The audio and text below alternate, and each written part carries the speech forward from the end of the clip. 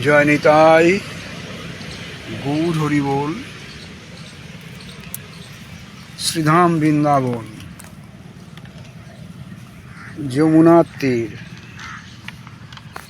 প্রতিদিনের মতো আজকেও কিছু ভাগবতীয় সিদ্ধান্ত অনুযায়ী ভাগবতীয় কথা আলোচনায় ব্রতী হয়েছি।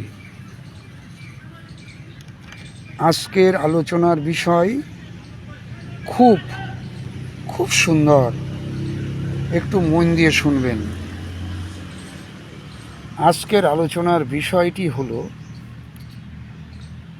ভক্তের প্রেম উদয়ের, ভক্তের হৃদয়ে প্রেম উদয়ের 9টি পর্যায় বা ক্রম কি কি? ভক্তের চিত্তে প্রেম উদয়ের 9টি পর্যায় বা ক্রম কি কি? এর জন্যে আমরা সাহায্য গ্রহণ করেছি ভক্তি রসামৃত সিন্ধু গ্রন্থের, রূপ গোস্বামী পাদকৃত ভক্তি রসামৃত সিন্ধু গ্রন্থের 1, 4, 11 নম্বর শ্লোক থেকে। 1, 4, 11 ভক্তি রসামৃত সিন্ধু। আসুন আমরা সেখান থেকে একটু আস্বাদন করে নিই।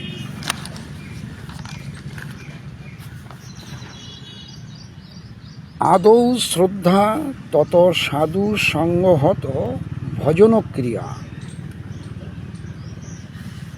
তত হনত্ব নিবৃত্তি সাত, তত নিষ্ঠা রুচিস্তত অথা শক্তিস্তত ভাবস্তত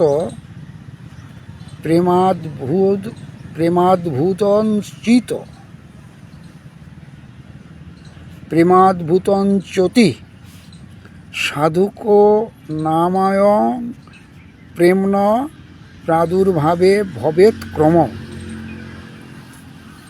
মানেটা কি? রূপ গোস্বামী পাদ কি বলছেন? প্রথমে শ্রদ্ধা, তারপরে সাধু সঙ্গ 2, তারপর ভজনক্রিয়া 3, তারপর অনর্থ নিবৃত্তি 4,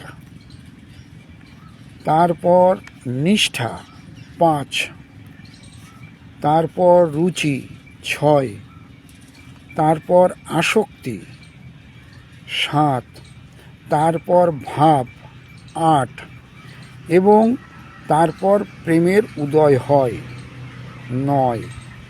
সাধকগণের প্রেমের উদয়ে এটাই ক্রম বা প্রণালী।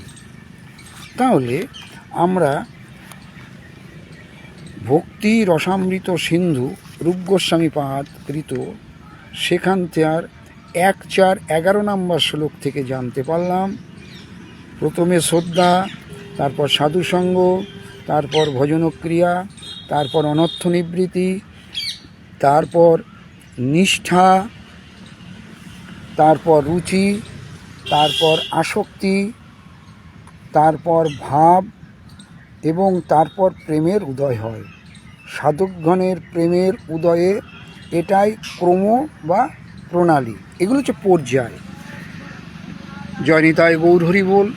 বিষয়টি আমরা জানলাম ভক্তি রসামৃত সিন্ধু থেকে শ্রী রূপ গোস্বামী পাদকৃত। ভিডিওটি ভালো লাগলে লাইক, শেয়ার, কমেন্টস করবেন। জয় নিতাই, গৌর হরি বল। জয় শ্রী রাধে শ্যাম।